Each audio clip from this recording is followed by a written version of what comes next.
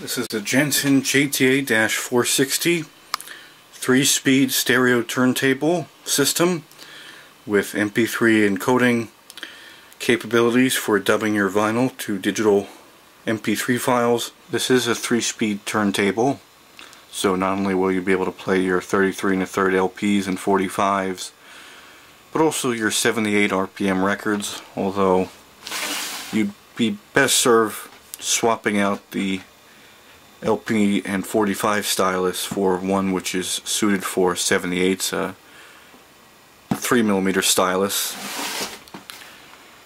Belt driven, of course, MP3 compatible, SDMMC card slot, runs on 120 volts, 60 Hz, 25 watts, and it's for wireless remote control. Uses one CR2025 lithium battery. The remote control is used for nothing more than controlling the Mp3 recording and playback functionality by way of using a USB flash drive or an SD card. It is not used for tuning the radio or adjusting the volume, and unlike the JTA-230 that I would call a direct competitor, though it's from the same brand, to this model, this one bears a copyright date of 2015 over the JTA-230's date of 2013, so this is only approximately a year old at this point. With the turntable removed, it's clear to see that efforts were taken to ensure its safe arrival. There is the remote control and the instruction manual, as well as, if you can believe it, an order form for replacement styli. You can buy one straight from Spectrum Merchandising for $8. You just send this form to them using a check or money order, and then probably in 2 to 3 weeks you'll have a new stylus on your doorstep. I've forgotten over time just how narrow the field of view of this mini DV camcorder is. I'd say I'm probably a foot to 1.25 feet away from this turntable right now, and I'm still struggling to accommodate it in the limited view of this camcorder's lens. Lift the dust cover. There's a piece of foam that is attached to the center spindle of the turntable platter in an effort, I suppose, to prevent the dust cover from flexing such that it actually breaks or fractures or cracks. There is also a piece of adhesive protective plastic which is actually affixed to a window used for viewing the vinyl playing below it. It just came to my attention that the plastic hinge assembly actually has broken and fractured off. Not the hinge itself, but the piece of plastic that it slides into, and I haven't a clue where that plastic had gotten off to. As you saw, this was secured and fastened down with tape, and I've taken a look just about everywhere I can think of, and I don't see any broken plastic anywhere. It would be a wise move to be careful, as you can very easily break something. It's not even looking like it's going to be an easy task to do this right now. Let's try this again. There we go.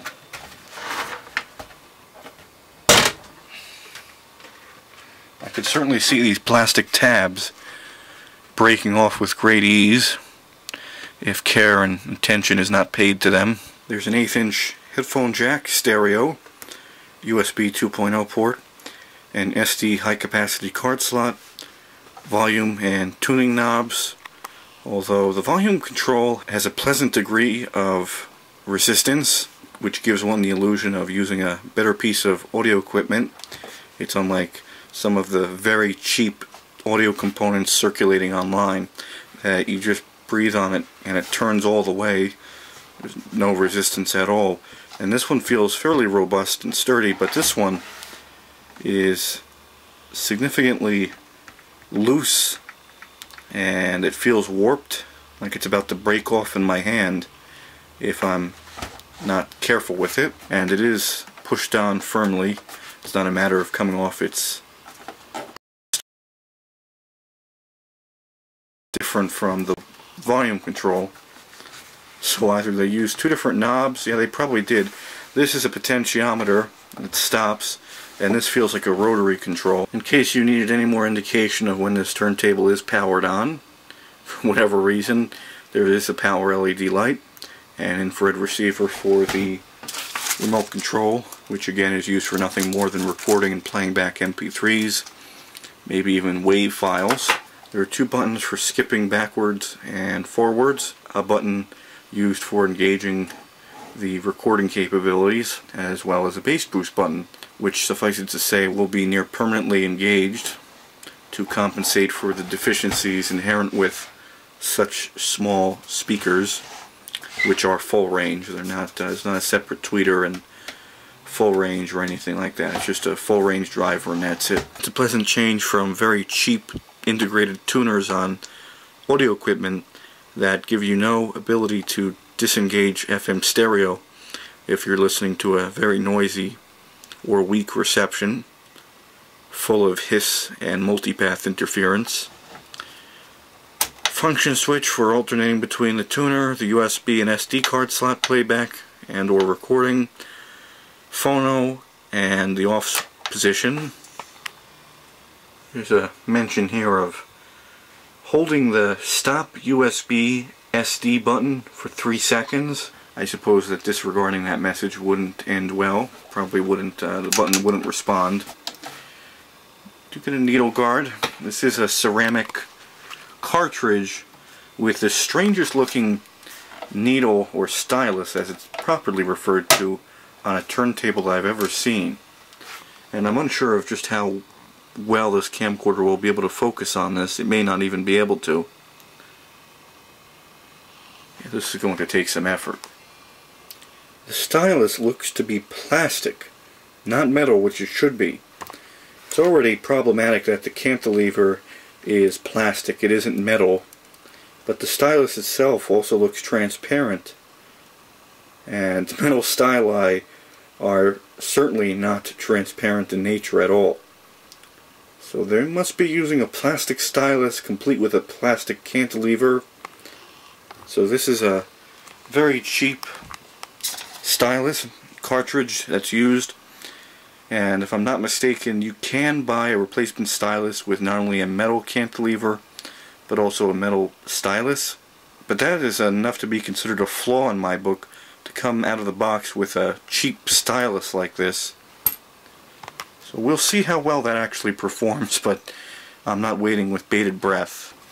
It is nice to see that the Tonearm is metal at least, even if the stylus and cantilever are not. So it shouldn't flex all that much, but sure sign of cost cutting here is no tracking weight adjustment. It's just a permanently attached and molded piece of plastic. This is all one piece. The state of the speed and auto stop functionality is altered by using these two switches adjacent to the Tonearm. There is a Q lever here, and I noticed though that it isn't dampened in any way, shape, or form. If you lift it up, it bounces up rapidly, which isn't that large of an issue because it's not coming into contact with anything, or it shouldn't. But if you drop it, it just slams down. There's not a dampened lowering action, which is not only recommended but almost a necessity to avoid damaging not only your vinyl records but the stylus. It's not advisable in the slightest to just drop the Tonearm and stylus on your priceless vinyl collection. Permanently attached FM wire antenna. So short of jury-rigging some sort of external antenna to this, you're pretty much stuck with the sort of reception it's able to manage just with this antenna out of the box. There are stereo line output jacks, RCA, and an internal speaker on and off switch, because again, this being an all-in-one system, there are integrated speakers, however mediocre they may be.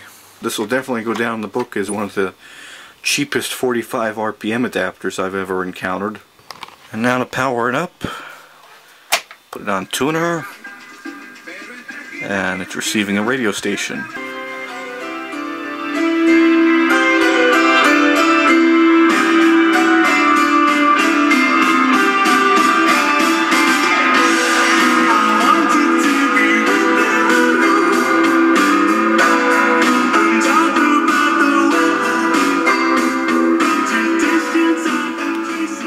FM reception is about what you'd expect from an integrated tuner that was added merely as an afterthought. It's certainly not its major claim to fame, but it does well.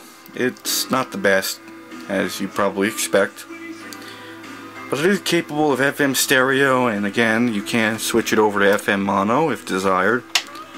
And even when switching it to FM stereo, there's no appreciable difference in stereo image, because the speakers are so close to one another and they're pointing away from you instead of at you. But it's not the worst I've heard. These are just full range speakers, probably 2 inches, 2.5 inches, not at all that large, but they aren't the worst I've heard, and the bass boost button does help, even if just a little. The AM tuner is another story entirely.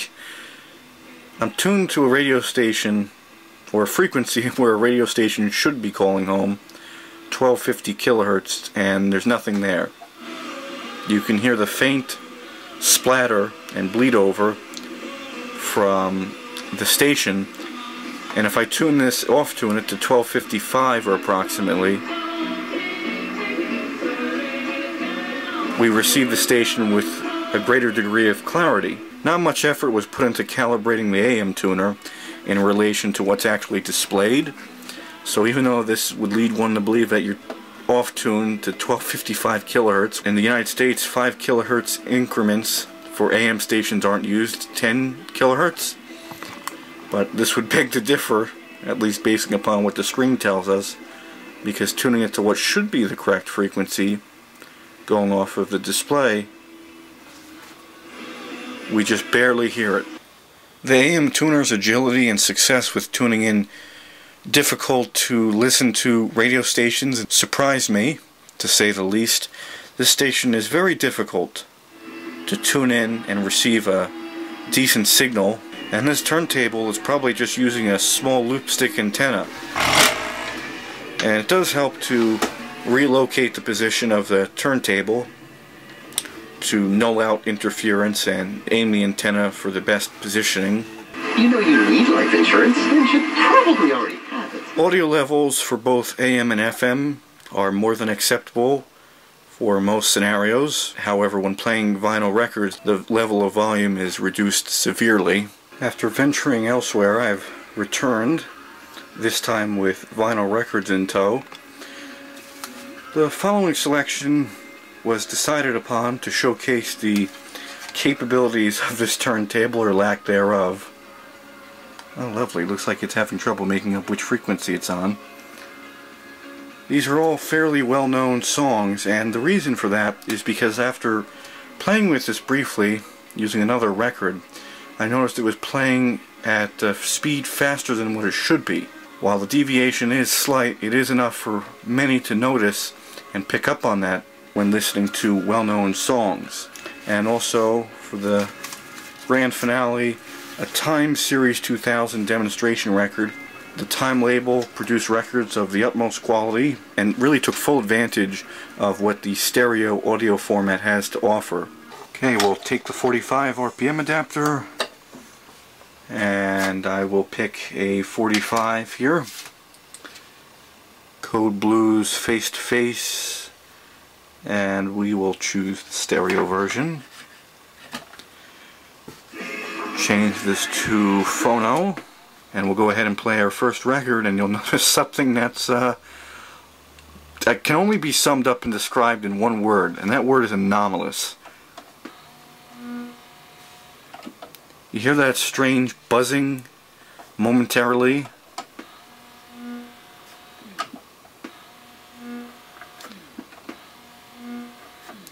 That is heard every time you go to cue a record. I don't know what that is, if it's just some interference that's being picked up from the motor starting up and engaging, and it's possibly being picked up by unshielded audio cables, because I'm sure with a turntable of this price range, company that actually manufactured this is not going to the trouble of shielding the audio cables and components from outside sources of noise and interference. There's also a great degree of needle talk taking place. I have another turntable, 2 to be exact, and they track at a much lesser weight than this turntable does, and that's going off of the amount of needle talk I'm hearing, because usually if it's at a lesser tracking force, you shouldn't be hearing the audio this clearly. So I don't know what the tracking weight actually is. I don't have a scale capable of reading such minute measurements. The closest I have to that is a postage scale, and I'm pretty sure that this is not going to be tracking anywhere in the realm of pounds and ounces, because if it is, there's something seriously wrong. Mp3 recording to a USB flash drive or SD high capacity, or just a regular SD memory card for that matter, is easily enough accomplished. Simply insert it as such, and after giving it a moment to initialize, we should be good to go. And the recording is actuated just by pressing the button. It's indicated on the display by record USB. The flashing indicates that it is currently recording. What I'll do now is cue the 45, allow it to play through about halfway approximately, and then I will play back for you the recorded MP3 file, and prepare to be sorely disappointed.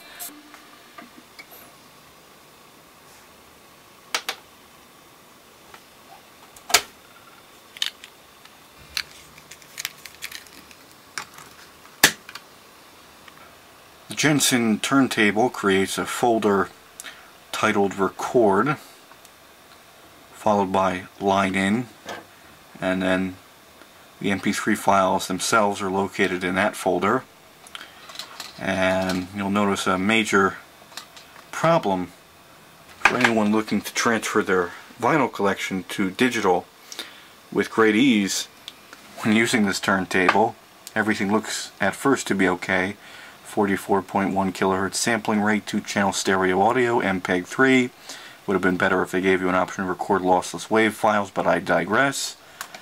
128 kilobits per second, and the MP3s encoded with the Jensen turntable don't even sound like 128 kilobit per second MP3s. They sound like something reminiscent of an internet radio station of the early 2000s. It sounds more like 64 kilobits per second versus 128. Hang on to your heart. Hang on to your heart. I'm gonna get you in the end. I'm telling you right from the start. Am I getting old? Am I still too young? Wanna have it now. Wanna have it all. There will come a time we will meet again. As I'm sure you were no doubt able to hear with your own 2 ears, that sounded absolutely dreadful. And the situation doesn't improve much when playing audio through the RCA line level outputs either. Because at first I was thinking that perhaps there was an impedance mismatch when I was attempting to monitor the audio using headphones, and I chalked it up to just possibly being the headphone jack being wired either out of phase or it being an impedance mismatch, and it wasn't, because much to my chagrin the audio file recorded on the computer sounds just as bad, if not worse. Now you have to deal with low bitrate compression artifacting, but because I'm sure everyone is ready and willing to hear what the quality is of the RCA line level outputs using this 1/8 inch stereo to stereo RCA or phono composite cables to give you a direct hookup of the audio of this turntable, and I will be playing several 45s.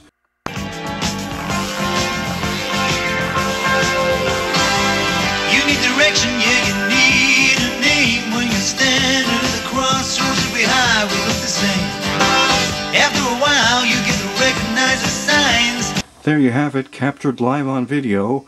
Why you always double check the 45s and don't believe the sleeves that they're in. There I was thinking I was going to hear some Huey Lewis in the News, and I pull out a Don Williams 45. Still great music, but not what I was expecting, so unexpected change of genre. You were probably wondering in that first audio test, where's the bass and treble? There's no bass and treble whatsoever. It's very mid-range heavy. It's not an impedance mismatch. It just sounds that bad. It must be love, it must be love. I fall like a sparrow, fly like a dove. You must be the dream I've been dreaming of. Oh, what a feeling, it must be love. I'm questioning whether or not to even play this 45. I really don't want to destroy it. And it's just dreadful. It's nearly torturous listening to records on this thing using a line level output or headphones.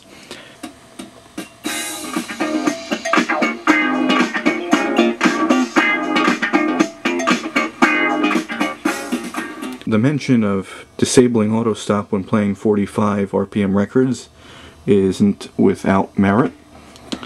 As you see, it stops prematurely. So when using the Q lever, it would be prudent to carefully and patiently place it on the record to avoid excessive wear and damage.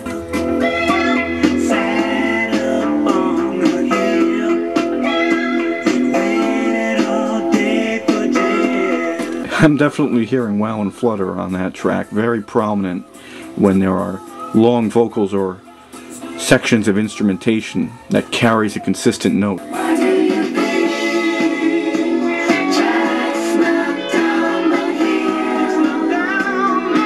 Well, that's enough of that. I really would like to keep this 45 in the best of shape it can possibly be in.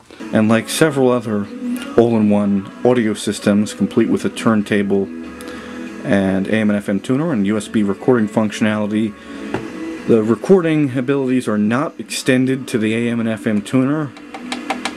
Foolishly, it would be very convenient to record audio to flash drive, even if only in stunning 128 kilobit per second MP3 files that sound like 32K MP3s. Anyone up for an LP? I am.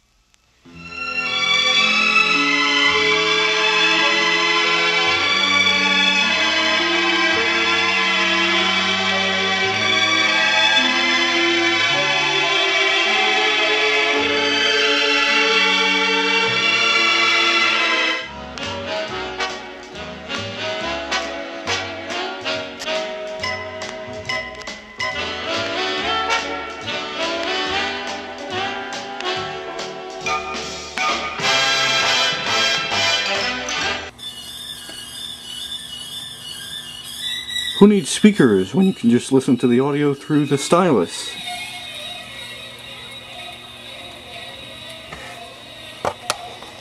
Aside from very easily breaking the brittle plastic of the dust cover, if you aren't careful, what's it stuck on? Oh, that's right, it's not snapped into place. See, these plastic pegs need to snap into... Okay, that sounds like things are breaking, but believe me, they aren't. As I was just mentioning, if you are in the midst of playing a vinyl record and you go to lower the dust cover and remove your hand from it, that ends up happening.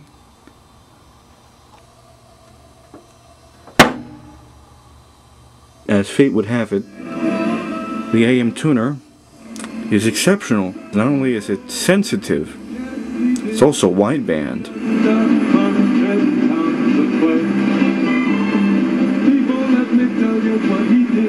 Hey, Bobby's girl, Surfer girl, the brown-eyed girl, and my girl just pulled up to the WMTR Classic Oldies Diner in my little new scoop.